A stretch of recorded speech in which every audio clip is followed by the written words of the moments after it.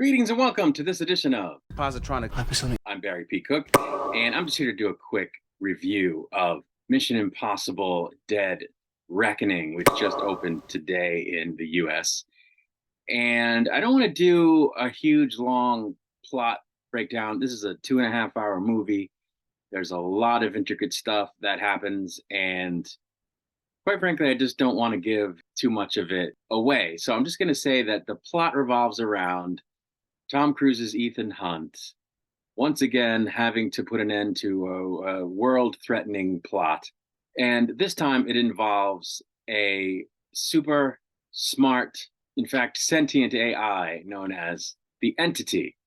And of course, he's aided in this by Hallie Atwell, Ving Rhames, Simon Pegg, and Rebecca Ferguson. And, this plot takes the cast all over the world and through all kinds of hair raising scenarios that are very intense and fast paced, making them exhilarating, both emotionally and mentally, actually. There are quite a few action set pieces that are just exciting as hell. The camera work in a lot of these sequences is very close quarters, and one sequence in particular. And it's just amazing what they managed to pull off with the cameras and in the editing bay for this film. The score is fantastic as well. It really drives a lot of the sequences. And some of the things that the actors pull off in this movie just physically, where you can tell it's not stunt doubles. And I'm including Haley Atwell in that because there's at least one sequence where physically there's something kind of crazy going on for several minutes, and it's the camera's right up on her and Tom Cruise, and it's just amazing what they physically pulled off in this particular sequence that I'm talking about. And actually there's a second sequence where I'm not quite sure it's her the whole time, but it's her part of the time. And that's also, I mean, obviously there were special effects involved and green screen, but physically the actors were put through their paces in this other sequence as well. And, physically, and it's just incredible. And they might have intermixed stunt people in that particular sequence at the end that I'm talking about, but it was very physically demanding, you can tell, of the actual actors. And so it's just, they are to be praised for their work. So I think this movie is going to be up for quite a few awards: directing, cinematography, stunt stuff, editing. It's, the camera work. It's a really well made film. Of particular note to me is Haley Atwell. She's fantastic in this movie. It's probably the best thing I've ever seen her in. She's just excellent in it. And there's great chemistry with her and Tom Cruise. Speaking of Tom Cruise, the only kind of negative thing I want to say is that, he has managed throughout the making of all these films to have aged gracefully and, got to be 58, 59, 57 when the last Mission Impossible came out and still looked like he was 40 or 45.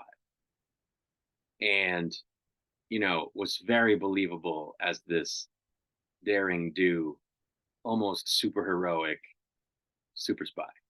But after having seen this film and knowing that there's another one coming, because this is part one of the Dead Reckoning story, I have to say that his age is starting to show. Not so much in his physicality, in terms of how he moves, because he does his own stunts a lot of the time, and there's a lot of running where it's clearly him, and there's no problem there, but just facially, he doesn't look like a young man anymore. And I don't know if he's had some minor work done, but he looks like he has. And when someone has work done and it looks like they've had work done, that's kind of the look he's rocking now. And even his hair seems kind of fake a lot of the time. So I think, it might be time for him to hang it up. This is something that a couple of the James Bond actors went through. Roger Moore hung in there a little long. It's my favorite James Bond, but he hung in there a little bit too long. before he gave it up. Because, even when Sean Connery came back for Never Say Never Again, he didn't look, to me, as old as Roger Moore did when he made his last one. And he may or may not have been older, but he still looked the part to me more than Roger Moore did at the end of his run. So, anyway, I don't know that Tom Cruise should keep making these movies because he's starting to look too old for the part.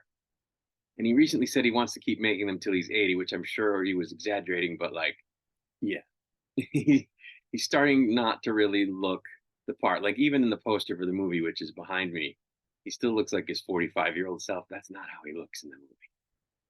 So, I don't want to, I mean, he looks great for 60, but not for this part. I don't, it's starting to take me out of it, his appearance.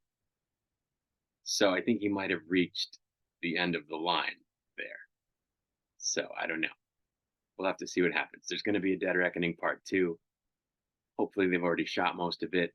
I mean, because there's a character in this movie, and the actor that plays that part is 60, where Cruise is 61, and this guy is even rocking a salt and pepper beard, and he looks younger than Tom Cruise. He looks like he's in his late 40s, early 50s to me. So yeah, that's not good. But that's the only critique really that I have of this movie, which is kind of not a fair critique. But I mean, I wish I looked like Tom Cruise, but I'm not making action movies where I'm the star. You know what I'm saying? But that's really it. I didn't, I don't want to see too much more. I don't want to give away the plot. The plot is insane. It's a Mission Impossible movie. The writing is great. The acting is great. Hallie Atwell, as I said, is fantastic. Simon Pegg, as always, is good. Palm Clementif is in this movie as well. She plays Mantis in the Guardians of the Galaxy movies in the MCU. She plays a very different part here, and she's very good. She doesn't speak, really, but she's very good in the movie. I was glad to see her playing something different. And that's really it. It's a really, really good movie. You got to go and see it. And I think you'll agree that it's excellent. Before I go, I do want to say that I'm waiting to see how other people review this movie because of some of the story elements and some of the things that happen. I'm waiting in particular to see what the anti-wokerazzi crowd has to say about it. Nerdrotic, doomcock, Angry Joe, Critical Drinker. So I'll be watching their reviews, and I'm very interested about what they're going to say given some of the things that occur in this movie. More on that if indeed they review it the way I think they're going to review it. Anyway, I'm out of here for now. Until I return, I wish you peace and long life.